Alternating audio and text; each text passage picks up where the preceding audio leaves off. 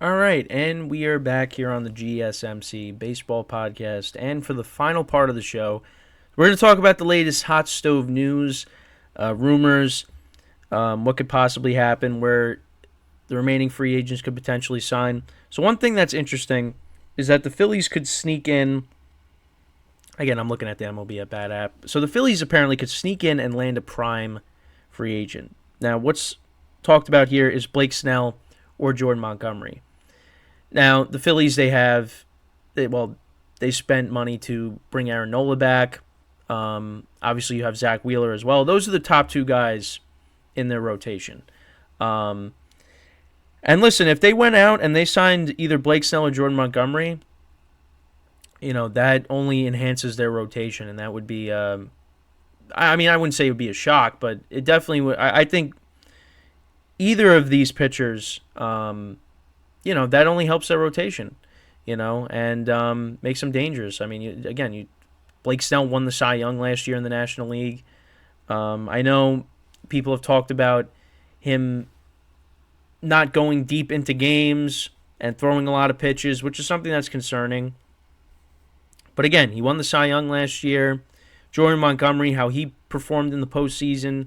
So whoever they end up getting, if they sign one of those two guys, to go along with Aaron Nola and Zach Wheeler, that would be a good move for them. The Phillies have World Series aspirations. They fell short against the Astros. Then I thought, they were going to get back to it when they beat the Braves again, but the Diamondbacks prevented that from happening.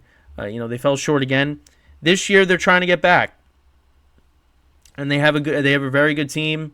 So we'll see if they can get it done, and we'll see if this ends up happening if they end up getting one of these two pitchers. So the other thing is Montgomery most likely will sign by next week. So we'll see if the Phillies end up being that team. If the Rangers bring him back, I don't know. We'll have to see. We'll have to see. It'll be nice to, if he does sign, because again, the speculation of where him and these other guys are signing, it's we just want them to sign already, but might have to wait a little bit longer. And I did a short on this yesterday. So the Dodgers and the Phillies are seen as possible trade fits for Red Sox Kenley Jansen. Now, Kenley Jansen spent most of his career with the Dodgers. And the Dodgers, again, they just continue to add and add and add to their team. And they could be looking to maybe bring back a familiar face. Because, Kenley Jansen had a lot of great years with the Dodgers. And, again, another bullpen arm to add. We'll see. Phillies, we just talked about them with maybe making a splash to get, Jordan Montgomery or Blake Snell. Again, can never have too much pitching. So, we'll see what happens there. Also did a short on this. The Mets spoke with JD Martinez. Listen, JD Martinez is getting older, but again, like Justin Turner, Justin Turner's a little bit older, but still, JD Martinez is still a productive bat. And even bringing him in on a one-year deal, that helps the Mets lineup. Definitely helps the Mets lineup. Gives them a quality DH, because that's something that's been a weakness for this team. How many times did you hear them complaining about Daniel Vogelbach? You bring in JD Martinez, coming off of a solid year with the Dodgers. I think that should pan out if that ends up happening. But the Mets got to go out and do it. I'm curious to see what's going to happen with the Mets this year, because they really didn't make any big splashes. They traded for Hauser. They signed Severino. But, it's I think the lineup is still good. Hopefully Edwin Diaz comes back and, at least could be close to what he was before the injury. I don't think this team is going to be awful. I think this team, maybe could, contend for a wild card spot, because, the Braves, it's just, it's like the Braves, and then it's, I shouldn't say that because you got the Phillies, but yeah, the Mets are kind of, that third, fourth place team right now. And let's not forget the Marlins made the playoffs last year. So we'll see. We'll see. But this would definitely help the Mets if they were able to get JD Martinez. Also, another interesting thing, so the Guardians are drawing interest from multiple teams on their all-star closer, Emmanuel Clase. Listen, I think whoever would end up with him, I mean, that would be a good move. Again, was one of the best closers in the game and definitely will help a team that's contending. He led the majors in saves in 2022 and 2023. He also made the All-Star team in each season. He finished with a 3.22 ERA across 72 and two-thirds innings over 75 appearances last year. From 2021 to 2022, he posted a 1.33 ERA through 142 and a third frames. Strikeout rate dropped about a quarter in 2023, down to 21.2%, but his ground ball rate 56.6%, and barrel rate 5% remains strong. That's what it says here on the MLB hot stove part. And here it talks about the Red Sox, maybe trading Kenley Jansen. Also, multiple teams are interested in Gio Urshela. The Yankees, the Mets, the Marlins are teams that are listed. Played with the Yankees for a couple of seasons. And he was pretty good. I like Gio, but I don't think he's somebody that's going to move the needle for the Yankees. I think it's for depth. Because again, question marks, ifs. DJ LeMahieu bounced back in the second half, but are the Yankees really going to rely on him to play every single day at third base? Because I don't know so who's going to be the backup third baseman? Is it going to be Oswald Peraza? Is that who's going to be the backup? And Peraza, I mean, didn't really make that much of an impact last year for the Yankees. They're expecting big things out of him, but I don't know. That's an interesting position because I don't think LeMahieu is going to play. I mean, LeMahieu's not going to play every single day, but who's going to... I guess it's going to be Peraza then. So, we'll just have to wait and see because they traded... Well, not that they traded, but they let go of Josh Donaldson. So they kind of don't have that backup third baseman. You got Gleyber Torres who could shift over to shortstop in case... Well, actually, yeah, Peraza could play shortstop. He could play third base. He could play second base. He could play all the infield positions outside of first base. So, I guess Peraza is probably the guy, unless maybe they trade him for a pitcher. Because I'm just throwing that out there. I have no idea. But Gio Urshela, they had him play shortstop in 2021 because Gleyber Torres just was not panning out at short. So they put Urshela at shortstop.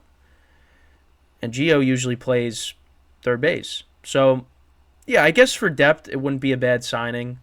So, we'll see. We'll see what happens there.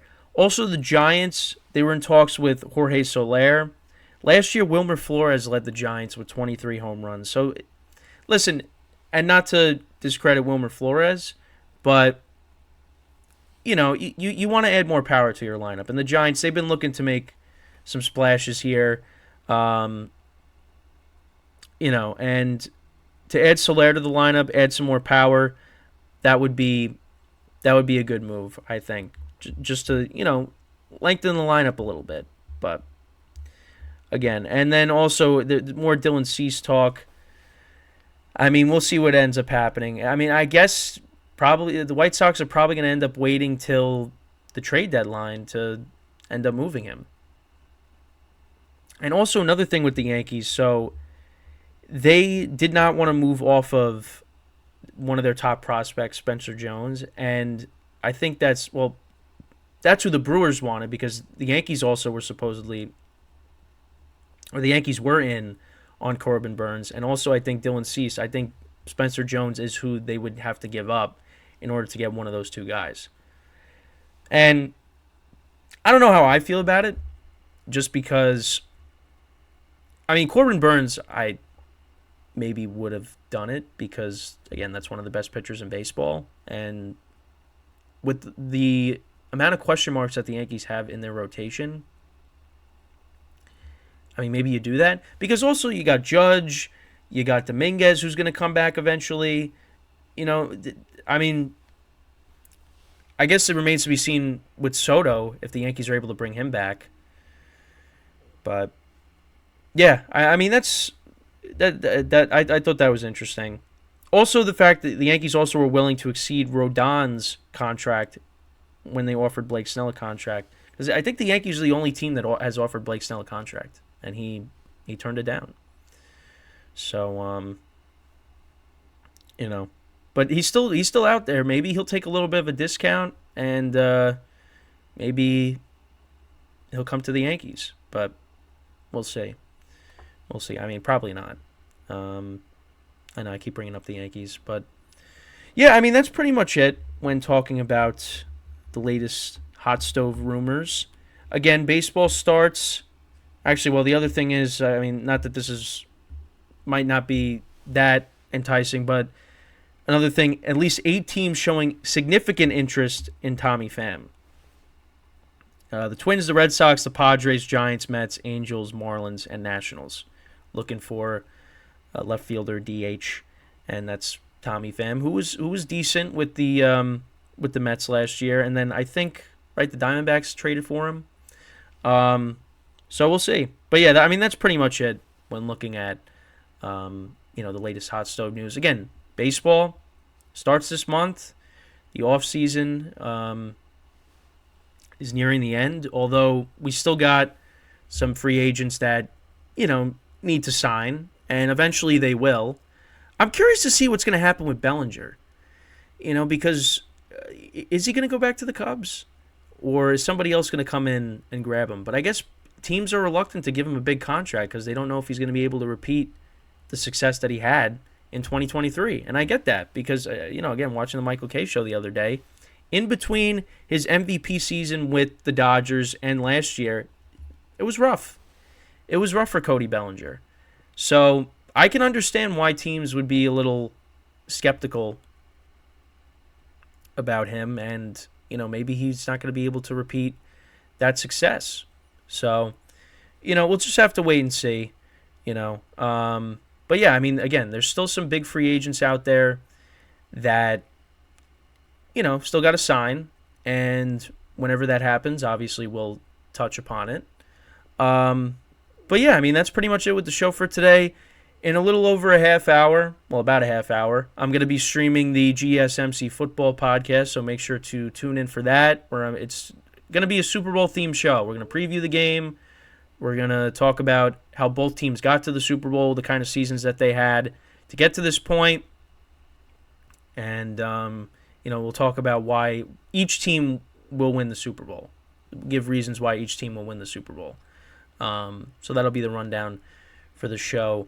But yeah, that's pretty much it on the baseball side of things. Hope you guys tune in for the football podcast. Thank you guys for tuning in for today. So yeah, that is all the time that we have. As always, I am your host, Kenneth Grunfelder, signing off from the GSMC Baseball Podcast, brought to you by the GSMC Sports Network. Have a good day. Hope to see you guys in a half hour, and if not, take care, and I will see you guys next time.